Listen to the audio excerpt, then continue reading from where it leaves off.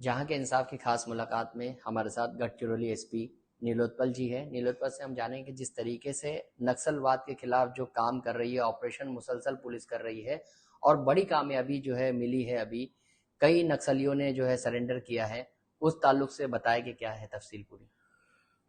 Gadchiroli police के तीव्र नक्सल विरोधी अभियान, एग्रेसिव सरेंडर और रिहैबिलिटेशन पॉलिसी और हमारे सिविक एक्शन प्रोग्राम, ये त्रिसूत्री नीति के कारण आज गढ़चिरौली में केवल 10 के आसपास माओवादी, सशस्त्र माओवादी शिल्लक रह गए हैं। बड़े पैमाने पे गढ़चिरौली के पूरे इलाके से एक छोटा सा इलाका अगर हम छोड़ दें तो उसको छोड़ करके बड़े पैमाने पे हमारे एरिया से माओवाद खत्म हो चुका है। जी 2024 में हमने उत्तर गढ़चिरौली को माओवाद मुक्त किया था। जी इस साल बड़े पैमाने में लोग सरेंडर भी आए हैं और बड़े पैमाने पे हमारे यहाँ न्यूट्रलाइज भी हुए हैं। तो दक्षिण गढ़चिरौली के 3 दलम भी इस साल हम खत्म कर पाए हैं। जी और केवल आज के डेट में एक कंपनी नंबर 10, जी जिसमें 10 के आसपास सशस्त्र माओवादी शिल्लक रह गए हैं, जी केवल वो गढ़चिरौली में बचे हुए हैं। और ये बोलने में हरकत नहीं है कि गढ़चिरौली धीरे धीरे माओवाद मुक्त के राह पर निकल चुका है। जल जंगल जमीन के नाम पर जो भड़काया जाता है नौजवानों को और ये बताया जाता है कि उनसे उनकी जमीनें जंगलात छीने जा रहे हैं, तो उस ताल्लुक से आप क्या कहेंगे?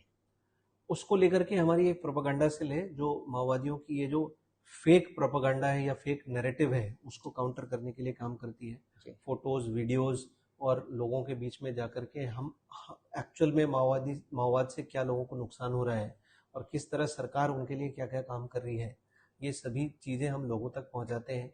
इसी मुहिम के तहत हमने पुलिस दादालूरा खिड़की और प्रोजेक्ट उड़ान ऐसे जी 2 सिविक एक्शन के प्रोग्राम शुरू किए थे, जिसके अंतर्गत राज्य और केंद्र शासन की सभी योजनाओं का लाभ हम अपने पुलिस स्टेशन में जो हमारी एक खिड़की है उससे हम प्रोवाइड कर रहे हैं। किसी को भी तालुका प्लेस पे या तहसील कार्यालय में जाने की जरूरत नहीं है। वो केवल हमारे पुलिस कैंप्स में आकर के एक एप्लीकेशन फॉर्म भर सकते हैं। हमारे लोग उनको फॉर्म भरने में भी मदद करते हैं। उनको पैन कार्ड हो, बैंक अकाउंट खोलने की जरूरत हो, आयुष्मान भारत की कार्ड हो या दूसरी जो सुविधाएं हैं जी जो दोनों शासन दे रही है, उन सभी की सुविधा हम उनको उनके घर तक पहुंचा रहे हैं हमारे पुलिस कैंप्स के माध्यम से। पिछले 4 साल में हमने 11 लाख से अधिक लाभार्थी तक हम पहुंच पाए हैं।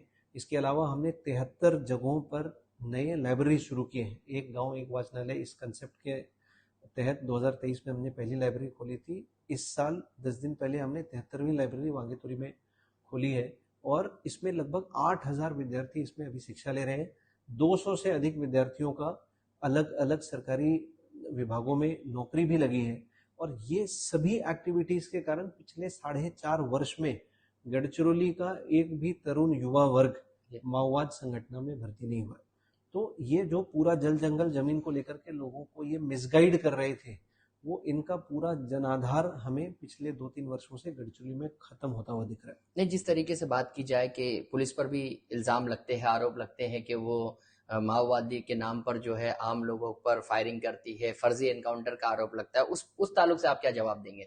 हमारे यहाँ मैं निश्चित के साथ कह सकता हूँ कि जो भी एक्सचेंज ऑफ फायर हुई है जी वो माओवादियों ने पहले हमारे एरिया सर्च के दौरान हमारे ऊपर गोली चलाई है, जिसमें प्रति उत्तर में माओवादियों को भी नुकसान हुआ है और उनके भी मृतदेह मिले।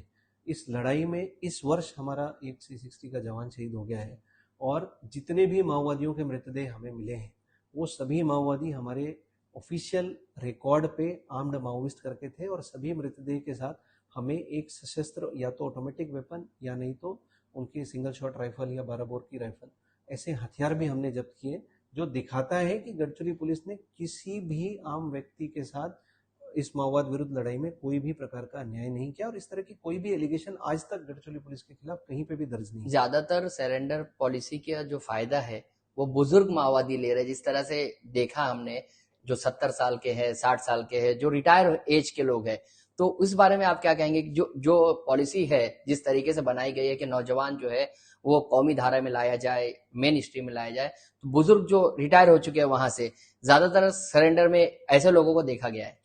नहीं, ये इसमें तथ्य बहुत ज़्यादा नहीं है। आप देखिए, मैंने आपको पहले ही बताया कि पिछले 5 वर्ष में कोई भी तरुण इस माओवाद संगठन में भर्ती नहीं हुआ। अब इनकी जो थिंक टैंक है जिसने इस रिवॉल्यूशन को, जिसने जी इस क्रांति को शुरू की थी, जी वो आज के डेट में सभी लोग 60, 65, 70 वर्ष के हैं। जी और इस थिंक टैंक को देख करके ही युवा वर्ग प्रेरित होकर के इसमें भर्ती हो रहे थे।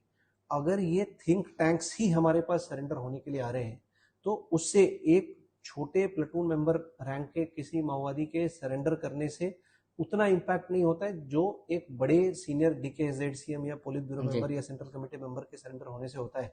जो हम बोल सकते हैं कि माओवादियों की कमर तोड़ने में इनके थिंक टैंक का आत्मसमर्पण होना ये बहुत बड़ा उसका योगदान है।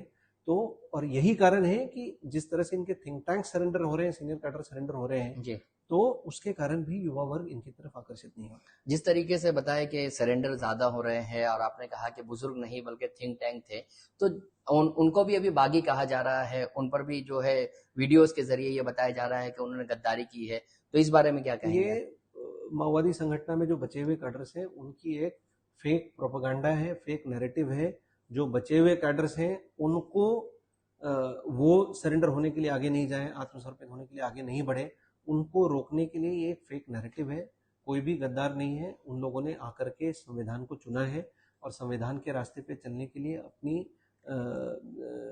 इच्छा दर्शाई है और हम हमारी पॉलिसी के मुताबिक हम उनको जिस भी तरह की मदद हो सकेगी उनको मुख्य धारा में लाने के लिए उसके लिए हम प्रयास कर रहे हैं और आगे भी हम ये प्रयास करेंगे। गुज़िश्ता 5 सालों में एक भी नौजवान हथियार नहीं उठाया, आपका कहना ये है, लेकिन अब हमें एक जबरदस्त तब्दीली नजर आई क्योंकि हमने भी बहुत से नौजवानों का इंटरव्यूज किया, तो उसमें नौजवानों का ये कहना है कि हम जो है पुलिस फोर्स में शामिल होंगे। ये तब्दीली कैसे रौनुमा हुई? ये मैं वही बोल रहा हूँ, हमारी गढ़चिरौली पुलिस को हमारे सिविक एक्शन प्रोग्राम्स, जन जागरण मेड़ावा और जो कम्युनिटी पुलिसिंग की हमारी इनिशिएटिव्स हैं उसके सफल होने के कारण पिछले 4 वर्ष में जैसा मैंने बताया 11 लाख लोगों तक हम पहुंच पाए हैं।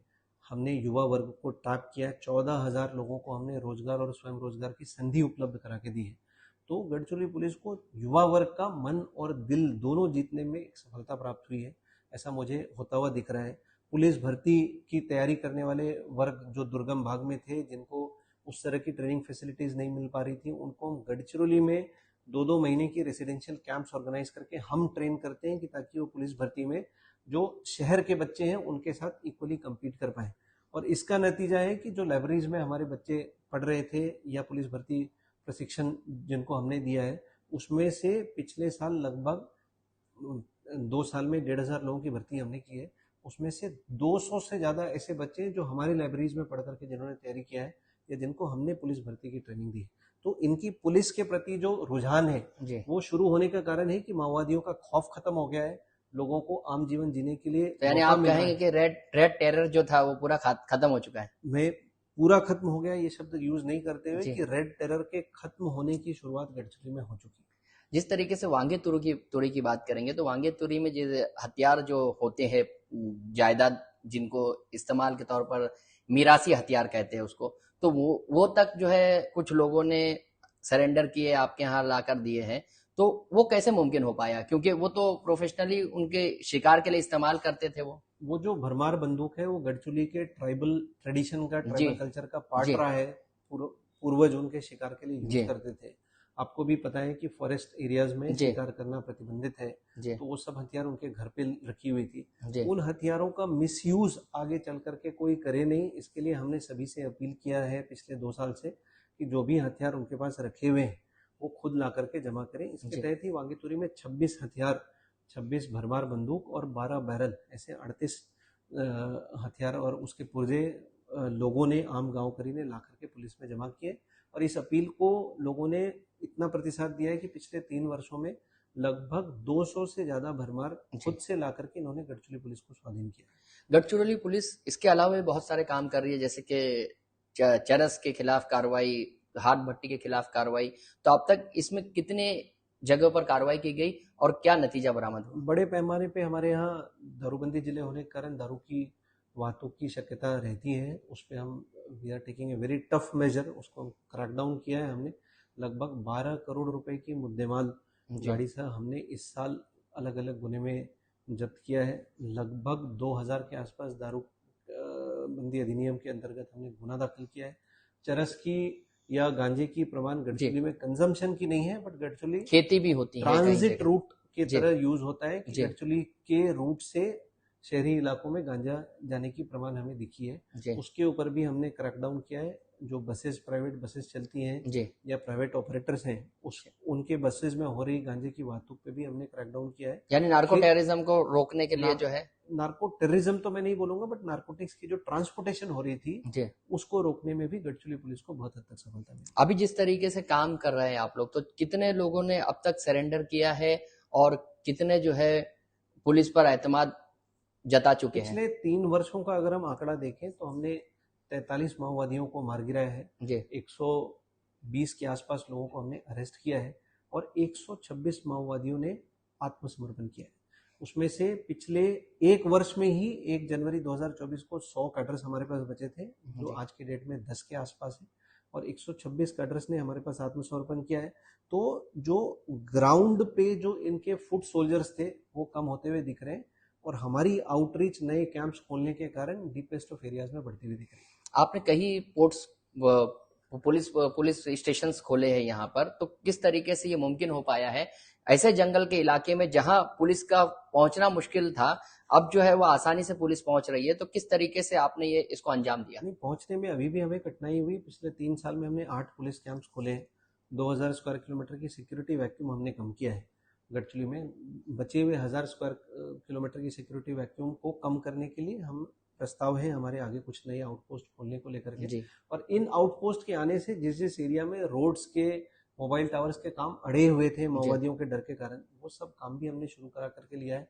87 गांव ऐसे पिछले 2 साल में हमने वहाँ पे 5 ऐसे बस रूट्स पे बस सर्विसेज शुरू किए जहाँ 87 गांव तक एसटी की बसेज नहीं जाती थी, वो बसेज जाना शुरू हुई हैं। और लगभग 3 वर्ष में 521 मोबाइल टावर्स 4G के गढ़चिरौली में कार्यान्वित हुए। उसमें नए पुलिस कैंप्स और हमारे पुलिस कैंप्स का सुरक्षा प्रदान करने में एक बहुत बड़ा भूमिका रहा है। जैसे कि अभी सरेंडर हो रहे हैं बहुत सारे लोग, तो इसमें बहुत सारे खतरात होते हैं कि यानी वो उसको जांचना कि वो सही है या नहीं है, या पुलिस के लिए जो है वो खतरा पैदा हो सकता है ऐसे में, तो उस पर कैसे काम करते हैं आप? आत्मसमर्पण होने के बाद हम उनको मुख्य धारा में लाने के लिए उनको नौकरी की भी व्यवस्था करा के देते हैं, उनको घर के लिए जमीन भी एलोकेट करके देते हैं। हमारे नवजीवन वसाहत जो गढ़चिरौली में स्थित है वहाँ पे उनको जमीन दी जाती है जहाँ पे वो घर बनाते हैं। नौकरी की सुविधा के अलावा उनको शासन की जो जो योजनाओं की सुविधा है वो हम प्रोवाइड करते हैं और कुछ दिनों तक हम उनके ऊपर थोड़ी नज़र रखते हैं। और अभी तक जितने भी लोगों ने सरेंडर किया है उसमें से ऐसा एक भी इंसिडेंट नहीं है कि सरेंडर होने के बाद उन्होंने कोई देश विघातक या माओवाद संगठन से जुड़ करके कुछ भी काम पुलिस के खिलाफ या शासन के खिलाफ किया। उनकी जान को भी खतरा होता है सरेंडर के बाद, तो बहुत सारे लोगों को धमकियां भी मिलती हैं और उनको उनके डीप के जो गांव जहाँ के रहने वाले हैं वहाँ जाने से हम उनको रोकते हैं। उनको सारी सुविधा हम शहरी भाग में ही उपलब्ध करा के देते हैं ताकि उनके ऊपर कोई भी माओवादी संगठन के लोग कुछ भी तरह का उनका नुकसान नहीं पहुंचा पाए। अब तक की जो कार्रवाई है उसको मिलाकर जो नतीजा बरामद हुआ उस पर आप किस हद तक मुतमईन है? ये जो माओवाद के विरुद्ध जो हमारी मुहिम शुरू हुई थी जिले बनने पे 1982 में ये जिला बना है जी। 1980 से माओवाद गढ़चिरौली में शुरू हुई जी। उस समय से कार्यरत सभी हमारे अधिकारी, अमलदार और वरिष्ठ अधिकारी सब ने धीरे धीरे बेस बना करके उस बेस को ऊपर लेकर के आए, जिसके ऊपर एक आज मकान खड़ा हो पाया है। C60 60 कमांडो से 1990 में शुरू हुई थी, जो आज 1000 कमांडोज का एक बड़ा पेड़ बन करके खड़ा है। तो धीरे धीरे सभी के योगदान के कारण आज हम इस परिस्थिति में पहुंचे हैं कि गढ़चिरौली में एक लॉ एंड ऑर्डर की कंडीशन बहुत इंप्रूव हुई है। लगभग 2 लाख करोड़ की इन्वेस्टमेंट अगले 4 साल में गढ़चिरौली में प्रस्तावित है, जिससे लगभग 1 लाख से ज़्यादा नौकरियां लोगों को उपलब्ध होंगी।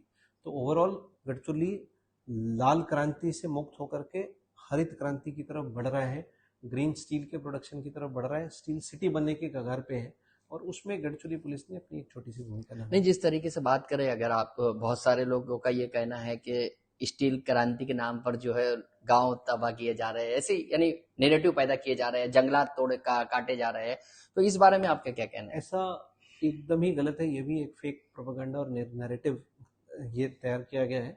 जहाँ पे भी स्टील प्लांट्स और इंफ्रास्ट्रक्चर सैंक्शन हुए हैं वहाँ वो सब प्लेन एरियाज में सैंक्शन हुए हैं। गांव में ज़मीन की अधिग्रहण हो रही है, पर वो गांव के लोग स्वेच्छा से, सरकार जो पैसे मुहैया करा रही है प्लस हर व्यक्ति, हर ज़मीन देने वाले व्यक्ति को एक उस प्लांट में नौकरी देने की भी प्रावधान है। इन कारण से लोग आगे आकर के अपनी ज़मीन दे रहे हैं और गढ़चिरौली की 75% फॉरेस्ट कवर होने के कारण जमीन की उपलब्धता कम है, तो जहां जहां जिस एरिया में तालुका लेवल पे जमीन अवेलेबल है, सरकार उसकी आइडेंटिफिकेशन करके उसकी लैंड एक्विजिशन की प्रोसेस कर रही है। बट इसको लेकर के बड़े पैमाने पे कुछ वृक्ष तोड़ हुए हैं या जंगल की नुकसान हुई है, ऐसा होता हुआ दिख नहीं।